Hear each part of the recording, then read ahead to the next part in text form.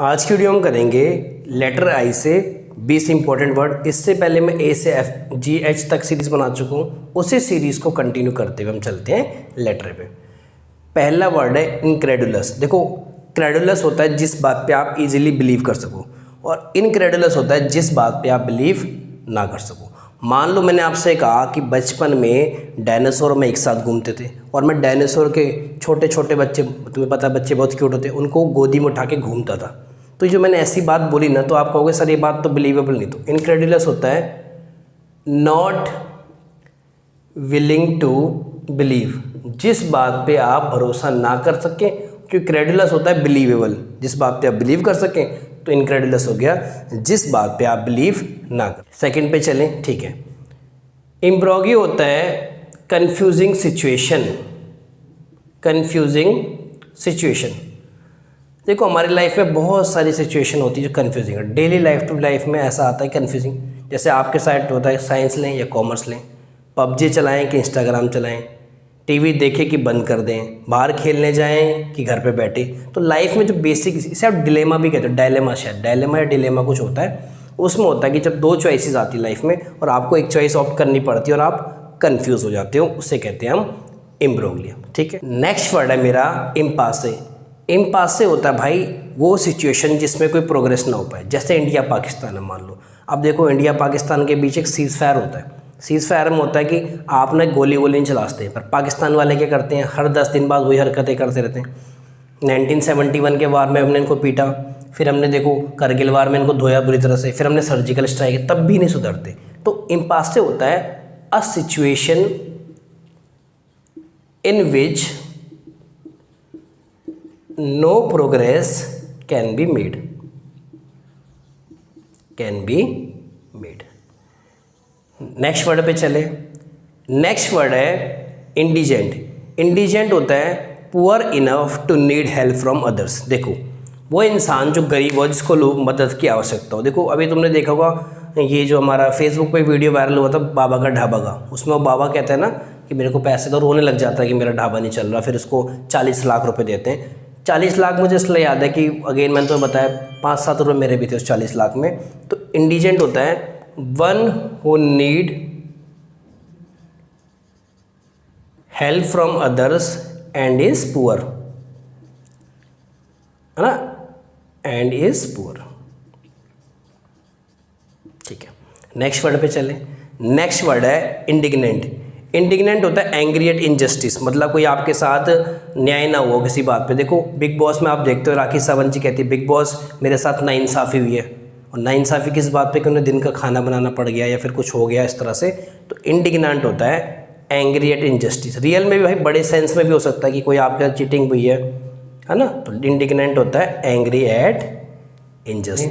Next word है impromptu. Impromptu होता है बिना किसी एडवांस प्रिपरेशन के लिए। मान लो मेरा एक न्यूज़ चैनल है, मैं आपको लाइव डिबेट पे बुला लो, मैं आपसे पूछता है भारत नेशन मार्च नो बताइए, और आपको कुछ पता नहीं उस बात के बारे में क्योंकि आप पहले से प्रिपेयर नहीं हो।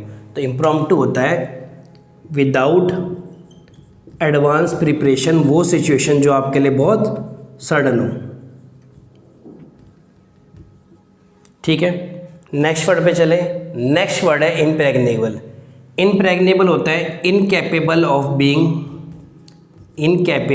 बीइंग अटैक्ड और कैप्चर्ड। अटैक्ड और कैप्चर्ड। देखो यार आज के टाइम में देखो जैसे अमेरिका सुपर पावर बना हुआ, किसी की हिम्मत नहीं है कि अमेरिका पे अटैक कर दे। सिर्फ एक बंदा वो नॉर्थ कोरिया का जो क्या है वो प्रेसिडेंट जो भी है, जिम योंग किंग जो भी है, वो बंदा थोड़ा अटैक करता है। उसके अलावा देखो किसी का हिम्मत नहीं है कि अमेरिका पे अटैक कर दे, क्योंकि उनको पता है यार वो सुपर पावर है, बहुत पैसा है। जब इन्होंने पहले इतने 70 साल पहले न्यूक्लियर बॉम्ब मारे थे जापान में, हिरोशिमा नागासाकी, तो अब तो इनकी पावर बढ़ती गई और अभी तो फिर इनसे कोई पंगा लेता नहीं। तो वो इनकैपेबल ऑफ बीइंग अटैक्ड और कैप। नेक्स्ट वर्ड है मेरा इम्प्लोर। इम्प्लोर होता है टू रिक्वेस्ट और बैग। रिक्वेस्ट करना या फिर आप गिड़गिड़ाना टाइप का। मतलब कई बार तुम देखते हो यार व्हाट्सएप पे क्या होता है, व्हाट्सएप पे एक बार मैसेज आता है कि ये मैसेज देखो 40 लोगों को फॉरवर्ड करें, नहीं तो आपकी कोई नुकसान होगा या बुरी खबर आएगी। और फिर एक कहानी लिखी होती है कि देखो वहाँ पे ये मैसेज को उन्होंने फॉरवर्ड नहीं करा तो उसके खैर बुरी खबर आई। मैं तो खैर 400 को फॉरवर्ड कर देता हूँ पढ़ने के बाद। तो इम्प्लोर होता है टू रिक्वेस्ट और बैग। नेक्स्ट है इम्पेसिनियस होता है not having enough money to pay for necessities. यार उतने पैसे नहीं होना कि ज़रूरत की चीज़ें भी खरीद। ज़रूरत की चीज़ें मोबाइल नहीं बोलते, ज़रूरत की चीज़ होती है रोटी, कपड़ा और मकान। तो जो बहुत गरीब होते हैं जिनके पास रोटी, कपड़ा, मकान नहीं होता, उनके लिए बड़ी important not having in money to pay for necessity. ठीक है, नेक्स्ट वर्ड है मेरा इन्फर्मिटी। इन्फर्मिटी होता है स्टेट ऑफ बीइंग वीक, और जनरली ये वर्ड इस्तेमाल होता है ओल्ड एज में। देखो जब हम बुजुर्ग हो जाते हैं तो आपकी उनकी देखो बॉडी बहुत कमज़ोर हो जाती है, शरीर में जान भी नहीं रहती।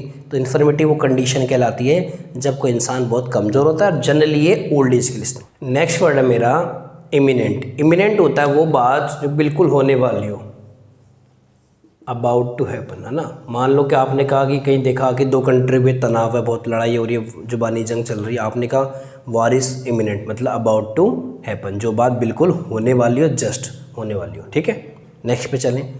इकोनोक्लास्ट। इकोनोक्लास्ट होता है one who destroys religious images और इंस्टीट्यूशन, है ना। देखो कई सारे क्या होता है कि जैसे मान लो कि धर्म के बारे अटैक करते हैं कई बार। रिलीजियस इमेजेस मतलब मूर्ति थी हमारे भगवानों की, या किसी भी चीज़ की, या किसी भी धर्म की कोई चीज़ थी, मंदिर, मस्जिद, इस गिरजाघर, कुछ भी, वहाँ पे कोई फिजिक अटैक हो टेररिस्ट द्वारा, या फिर कोई मूर्तियाँ तोड़ दी जाएँ, या इमेजेस ख़राब कर दी जाएँ, डिसफिगर कर दी जाएँ, तो इकोनोक्लास्ट होता है वो लोग जो रिलीजियस इमेजेस या इंस्टीट्यूशन, रिलीजियस धार्मिक चीज़ों पर अटैक करते हैं। चाहे कोई आइडिया पे अटैक करे, कोई बात को गलत बताएंगे, हमारे धर्म में बातें गलत है ऐसा कह दे, तो वो बंदे होते हैं इकोनोक्लास्ट। नेक्स्ट वर्ड पे चलें। नेक्स्ट वर्ड है incendiary. One who a criminal who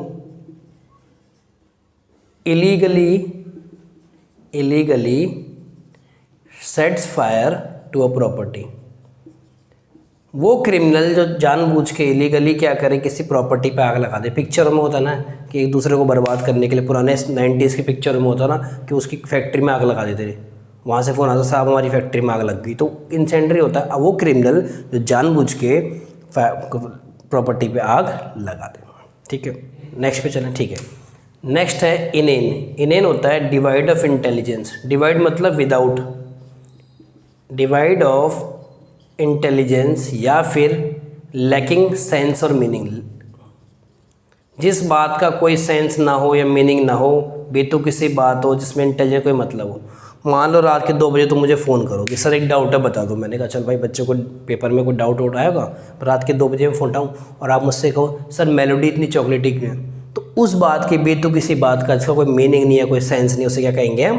इनेन। ठीक है, नेक्स्ट वर्ड पे चलें। नेक्स्ट है इम्प्यूनिटी। इम्प्यूनिटी होती है फ्रीडम फ्रॉम पनिशमेंट, कि जिस बात की आपको सज़ा ना मिले। जैसे देखो क्या होता है कंप्यूटर वगैरह में होता है ना, इंटरनेट पे, तो एक सेंटेंस बोलता हूँ, hacker can break into computer with relative impunity. आपको पता है हैकर्स क्या करते हैं, आईडी पासवर्ड हैक कर लेते हैं, किसी के अकाउंट में ट्रांसफ़र कर लेते हैं, पकड़े भी नहीं जाते। तो जो बच जाते हैं ना फ्रीडम फ्रॉम पनिशमेंट या फिर एक्सेम्पशन फ्रॉम पनिशमेंट, पैसा ट्रांसफ़र कर लें, किसी का चैनल है, यूट्यूब चैनल हैक कर लेती है, किसी की इंस्टाग्राम आईडी हैक कर लेते हैं, पर पकड़े भी, देखा आपने बहुत रेयर देखा होगा, पकड़े भी नहीं जाते। पैसा भी ट्रांसफ़र कर लेते हैं तब भी पकड़े नहीं जाते। तो ये फ्रीडम फ्रॉम पनिशमेंट मिलती है, इससे क्या कहते हैं? इम्प्यूनिटी। ठीक है, नेक्स्ट वर्ड पे चले। नेक्स्ट वर्ड है इम्प्यूडेंस।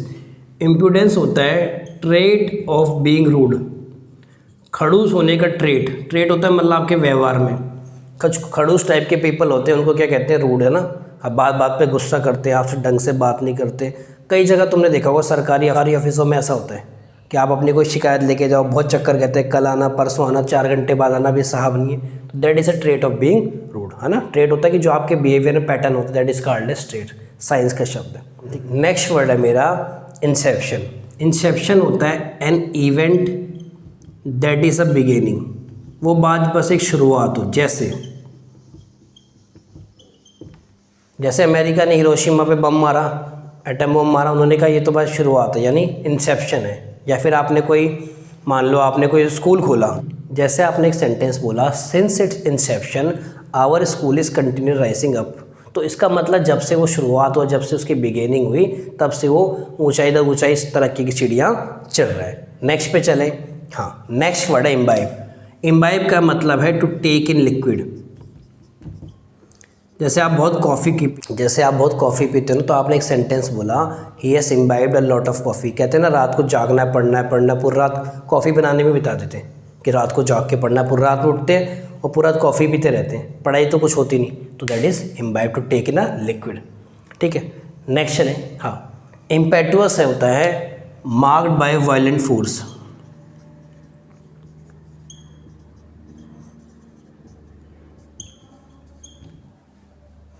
एक सेंटेंस बोलता हूँ मैं, troops were in full impetuous after the death of their king.